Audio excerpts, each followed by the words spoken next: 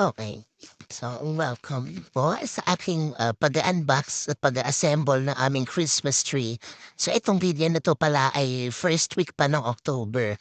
So, ayan, yang in-order ko po na Christmas tree, iyan ay 7 feet, ano. So, akala ko sakto lang siya dun sa para sa bahay namin, pero feeling ko ang laki niya. Napa-OA yata ang order ko. But anyways, tignan lang natin sa dulo kung mag-o-okey ba siya or parang sasapat lang ba siya sa bahay namin. So ayan, medyo nagkakagulo kami diyaan dahil hindi namin alam kung ano ba yung dapat na nasa ilalim. Ayan, inayos muna ng aming kuya yung pinaka-steel stand niya. So nagbabasa ang person niya ng instruction diyaan. And then, ayan ang sabi ng aming papa, pero yan daw ang dapat na nasa ilalim. Siya ang pinaka-main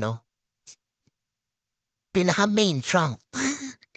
Ayan. So, ayan pala ay, sinabi ko talaga sa asawa ko na 'pag dumating ka ho yung order namin na Christmas tree, ay huwag niya muna i-assemble. Sabi ko, gusto ko buong family kami na mag-a-assemble niyan dahil, um, para masaya. Ano, kasi, unang Christmas tree kasi namin ito na ganyan kalaki. Nagka-Christmas tree naman na kami before nung kami ay nakatira pa sa Tibag. Pero yun ay maliit lamang, 'no?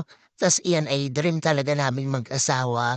Actually, pati ng aking biyenan niya diyan, dream niya na aking biyenan na magkaroon ng malaking Christmas tree sa bahay. Ay medyo struggling lang kami sa part na pag-o-open ng mga branches na 'yan. Nakalagay kasi dun parang 1,000 branch ba siya or stem ba? Nalimutan ko na kung ano yung tama.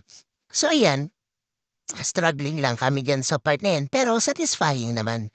Um Siguro pagka bumili na lang din kayo ng ganitong Christmas tree, ingat lang sa pagbubukas ng mga branches niya kasi naglalaglada na yung iba niyang dahon.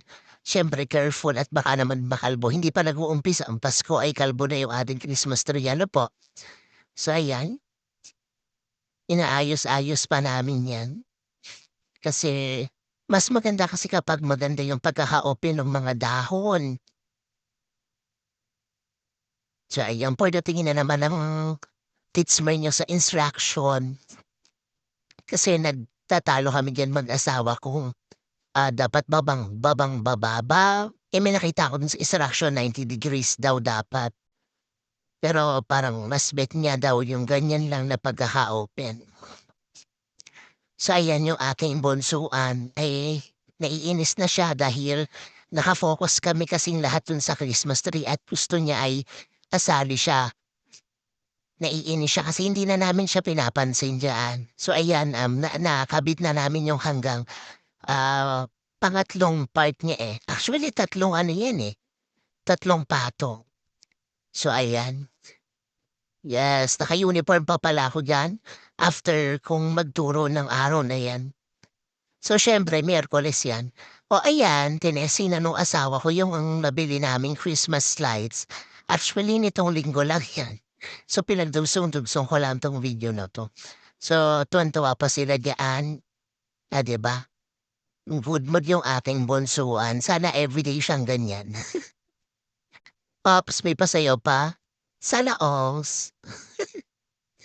Anyway, ang sarap sa feeling kapag nakikita ko na, ganyan yang aking mag-ama na yan.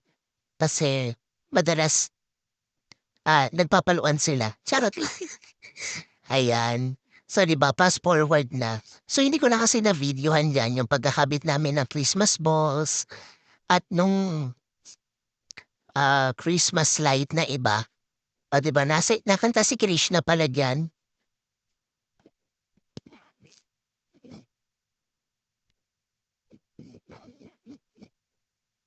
Ayun.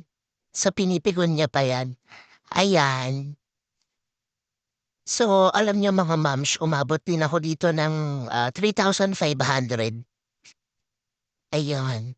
So, ayan na ang aming Christmas tree and I'm so happy sa outcome na 'yan. But anyways, maraming maraming salamat po sa panonood. Ah, Merry Christmas everyone. Mwah.